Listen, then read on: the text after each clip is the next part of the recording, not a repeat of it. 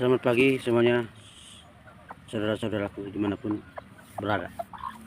Nah, ini saya bahas masalah tradisi ya, kebiasaan orang tua kita ataupun nenek moyang kita, yaitu tentang beribadah ataupun muamalah, beribadah ataupun bermasyarakat yang berkaitan dengan agama lah istilahnya. Ini contohnya seperti anak-anak ketika masuk ke masjid kan biasanya itu banyak ribut, berisik gitu. Jadi kalau mereka ribut, berisik, jangan diusir, cukup ditegur, dinasihati. Nah, mereka diam. Besoknya lagi kalau ribut, ya dinasihati lagi begitu. Jangan sampai diusir, dimarahi kasar-kasar. Nanti kita kehilangan generasi yang selalu mau ke masjid untuk meramaikan masjid gitu. Itulah gara-garanya masjid sepi, karena selalu anak-anak diusir. Biarkan mereka bermain di masjid. Itu yang dianjurkan, bukan diusir. Nggak ada dianjurkan dimarah-marahi. Satu. Yang kedua, kebiasaan kita orang tua dulu, ketika masuk ke masjid, itu yang paling sop depan itu, remaja itu disuruh ke belakang, baris dua, baris ketiga. Baris pertama harus pakaiannya rapi-rapi, harus orang tua semua. Ini salah, padahal di agama nggak ada anjuran seperti itu. Yang dianjurkan di agama itu, disuruh di depan itu, nggak ada situ yang milih-milih, nggak. Tapi hanya diterangkan di situ bahwasanya siapa yang paling sub depan, dialah yang paling bagus tambah nilai ibadahnya, nilai sholatnya, karena sub depan. Jadi begitu. Jadi nggak pandang umur,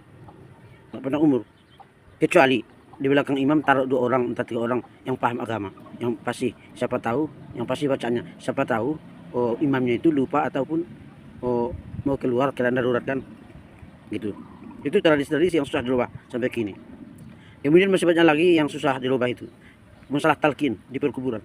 Itu boleh panjang boleh pendek, jangan selalu mempertahankan pendapat sendiri dan tidak menghargai cara orang itu, karena agama itu luas gitu. Masih banyak seperti cara tahtim pendek juga bisa, tahtim panjang juga bisa. Ataupun tidak tahtiman boleh, langsung tahlil boleh.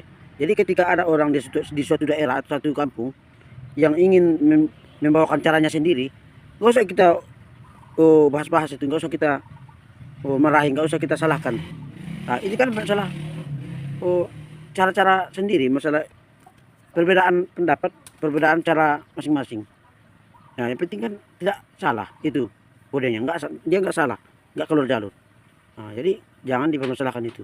Jangan harus seperti cara orang tua dulu. Yang ini harus seperti orang tua dulu, yang ini harus seperti orang tua dulu, harus seperti orang yang di kampung itu. Kebiasaan kami di sini seperti ini. Memang betul, kemana kita pergi harus sesuai dengan daerahnya, betul. Nah, lain ikannya betul. Tapi bukan segitu kali menyalahkan orang, tidak. Biarkan saja, kalau ada orang memang maunya kayak gitu, dia biarkan aja. Nah, paham itu.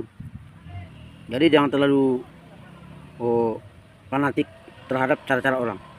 Adapun yang lainnya itu ketika berpidato ataupun ketika bahasa kitanya itu merata-hata, mau dia pakai bahasa Mandailing, mau pakai bahasa Toba, mau pakai bahasa Indonesia, nah, bebas. Yang penting itu intinya nasihat, mengandung nasihat, itu ada makna dan tujuan itu. Jadi pola pikir yang seperti ini itu harus dirubah. Jangan harus memang yang orang tua itu memang mau salah mau benar, dia itu pengennya itu selalu ingin menang, seolah-olah dialah yang harus dituruti terus. Kita juga yang muda-muda ini harus kita kritiki, jangan diam aja. Jangan ibaratnya beragama itu hanya dari turun temurun. Kita harus belajar, harus kita basmi, harus kita kritiki yang seperti ini. Nah, daripada kita ikut-ikutan berarti salah, tidak. Hanya saja jangan terlalu susah untuk mengerjakan ibadah, terlalu memaksakan diri. Kadang-kadang dia terpaksa. Nah, terpaksa karena pengaruh keterpaksaan cara berpikir orang tua, bukan karena kehendak sendiri, cara sendiri. Jadi kadang-kadang begitu di kampung-kampung, di kota-kota juga banyak kayak gitu. Jadi mana yang duluan? Agama lah duluan daripada adat. Adat itu kebiasaan. Memang adat itu ada yang sesuai, ada yang tidak sesuai. Nah, tapi orang tua kita dulu juga adat itu memang bagus. Hanya saja Jangan merasa adat itu seolah-olah wajib. Kalau nggak dikerjakan, kalau nggak seperti kami nanti nggak sesuai dengan kami nggak bisa. Berarti itu wajib, seolah-olah wajib gitu. Padahal itu bukan wajib. Inilah yang fatal itu, yang harus dirubah itu. Jadi yang penting itu mana yang wajib, mana yang adat kebiasaan harus bisa dibedakan biar nggak salah paham. Itu masih banyak adat kebiasaan yang harus kita pahami yang perlu dirubah. Bukan berarti ingin dirubah, tidak. Tapi maksudnya itu pola pikirnya. Kalau cara beribadahnya itu selagi dia tidak menyalah, selagi dia tidak berbeda dengan Al-Quran, nggak masalah. Kalau masih sesuai nggak masalah. Seimbang, setara. Namun yang dinomorsatukan agama. Kalau adat itu memang bagus, tapi itu nomor 2, dikerjakan atau tidak terserah. Pertama. Yang kedua, nggak usah seperti cara-cara orang tua kita dulu. Nggak usah seperti cara-cara daerah itu tersebut. Apa yang datang itulah kerjakan. Apa yang datang itulah kerjakan. Asal jangan salah landasan hukum ataupun salah memahami. Salah memahami itu dari nggak paham dia. Jadi ibaratnya kan nggak enak ditengok, nggak enak kita lihat. Masa agama masih kolot, nggak ada modernnya. Padahal dari zaman ke zaman pasti ada perubahan. Bukan hanya negara, bukan hanya dunia yang bisa berubah. Aturan-aturan agama pun bisa berubah sesuai kondisi dan alasan tertentu. Kadang-kadang ada itu. Karena agama itu sebenarnya itu kondisional. Contoh, zaman dulu nggak ada hukumnya haram merokok. Tapi zaman sekarang ada fatwa yang mengharamkan rokok. Saya tidak menyalahkan, mungkin fatwa baru. Itu buktinya berarti agama itu kondisional, sesuai zaman. Yang pertama. Yang kedua, agama itu juga ketika dia nanti ketika agama itu, Al-Quran itu ada isi-isinya penjelasan yang tidak pernah kita temui persoalannya di masyarakat. Tapi tahun ini ada persoalan baru, susah menyelesaikannya. Pasti ada lagi cara menyelesaikannya. Tahun depannya lagi sampai ratusan tahun ke depan. Ada itu bertambah-tambah itu. Pemahaman itu semakin zaman semakin bertambah. Dan juga alasannya semakin banyak. Jadi kondisional. Jadi bukan begitu-gitu aja, harus pendapat yang ini terus. Enggak, bukan seperti itu. Kita harus tahu, memahami zaman, perubahan zaman, globalisasi, perubahan agama, bukan perubahan agama ya, perubahan dasar-dasar hukum. Dasarnya itu tidak berubah sebenarnya. Hanya saja dia usul pikirnya itu tetap.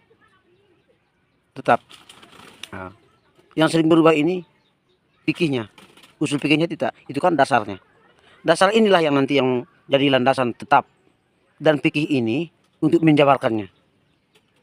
Jadi ini menandakan berarti hukum itu bisa saja itu berubah di suatu saat. Bukan dirubah-rubah sekehendak hati kita, bukan. Itu ada nanti antar ulama ataupun ijtima ataupun fatwa-fatwa baru seperti rokok tadi. Ini haram segala macam. Dan itu memang kalau ada perubahan itu bukan berarti salah. Bukan kita merubah-rubah aturan Tuhan, enggak. Karena memang kayak gitu. Al-Quran itu diciptakan Tuhan sebagai pedoman sampai akhir zaman. Dan aturannya itu tidak harus begitu terus. Semakin zaman dia semakin luas penjabarannya. Itulah ilmu itu bukan sempit, ilmu itu luas. Di situ kita tahu bahwasanya satu ayat kita artikan hari ini artinya seperti ini, hukumnya ini, alasannya ini, persoalannya ini, contohnya ini. Nanti ada persoalan baru di masyarakat yang sama dengan ini, tapi tidak bisa diselesaikan karena ada pengaruh yang paling berat, tapi untuk menyelesaikannya susah. Ada itu pembahasan lagi. Ada pembahasan lagi untuk menyelesaikan yang satu ayat tadi, yang satu ayat tapi berbeda persoalan. Tapi harus sama gitu.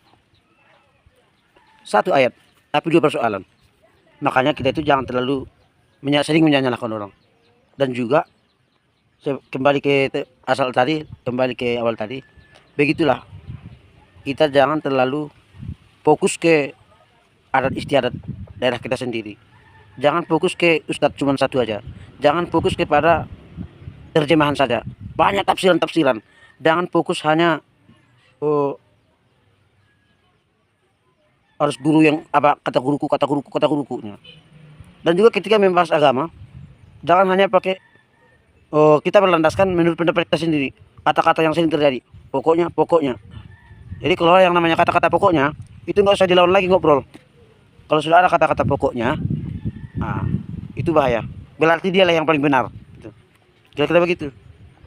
Kita harus memahami benar-benar arti, tafsiran, maupun Al-Quran maupun hadis. Nah, kira-kira begitu. Agama dan adat, tolong dibedakan. Cara berpikir orang tua, tradisi nenek moyang kita dulu, jangan samakan dengan zamannya. Zamannya penuh berganti, berubah. Dan jangan samakan orangnya. Dia seperti ini maunya, dia seperti ini maunya itu. Nah, kebiasaan kami seperti di sini begini. Ya. Memang begitu, kebiasaan kami seperti ini di sini. Nah, kata orang masyarakat situ. Ya kalau ada orang baru, hargai saya orang baru.